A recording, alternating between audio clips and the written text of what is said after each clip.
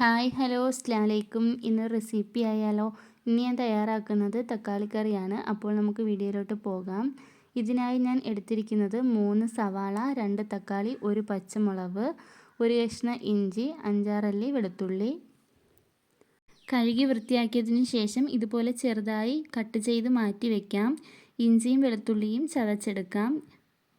ഇനി ഒരു കുക്കറിലേക്ക് 2 ടേബിൾ സ്പൂൺ വെളിച്ചെണ്ണ ഒഴിച്ച് കൊടുക്കാം. എണ്ണ ചൂടായി വരുമ്പോഴത്തേക്കും ഇതിലേക്ക് 1 ടീസ്പൂൺ കടുക് ചേർത്ത് കൊടുക്കാം.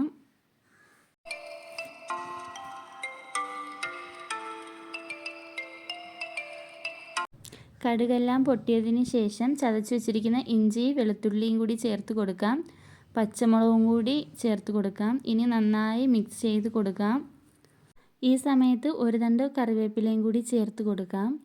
നല്ലതുപോലെ മിക്സ് ചെയ്ത് ഇതൊരു ബ്രൗൺ കളറാകുമ്പോഴത്തേക്കും ഇതിലേക്ക് സവാള ചേർത്ത് കൊടുക്കാം.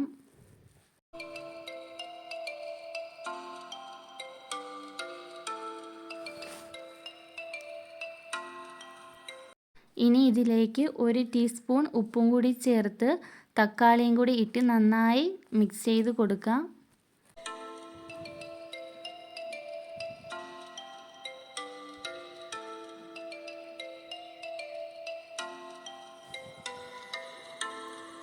കറിക്ക് ആവശ്യമായ മസാലപ്പൊടികൾ കൂടി ചേർത്ത് കൊടുക്കാം.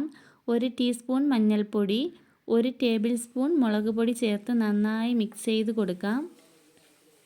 ഇതിൻ്റെയൊക്കെ പച്ചമണം മാറുമ്പോഴത്തേക്കും ഇതിലേക്ക് 1 ടേബിൾ സ്പൂൺ മല്ലിപ്പൊടി കൂടി ചേർത്ത് നന്നായി മിക്സ് ചെയ്ത് കൊടുക്കാം.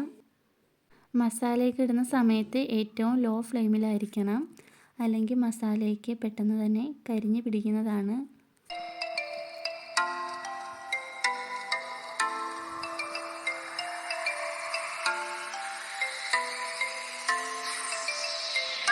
മസാലയുടെയൊക്കെ പച്ചമണമൊക്കെ മാറി കിട്ടിയിട്ടുണ്ട്. ഇനി ഇതിലേക്ക് 1 ഗ്ലാസ് വെള്ളം കൂടി ചേർത്ത് കൊടുക്കാം. ഇനി മീഡിയം ഫ്ലെയിമിൽ വെച്ച് 6 വിസിൽ കേൾക്കുന്നത് വരെ വേവിച്ചെടുക്കാം. സവാളയും തക്കാളിയൊക്കെ നന്നായി വെന്ത് കിട്ടിയിട്ടുണ്ട്. ഇനി ഇതിലേക്ക് 1 ടീസ്പൂൺ ഗരം മസാലയും കൂടി ചേർത്ത് ലോ ഫ്ലെയിമിൽ വെച്ച് ഒരു 3 മിനിറ്റും കൂടി കുക്ക് ചെയ്തതിന് ശേഷം ഫ്ലെയിം ഓഫാക്കാം.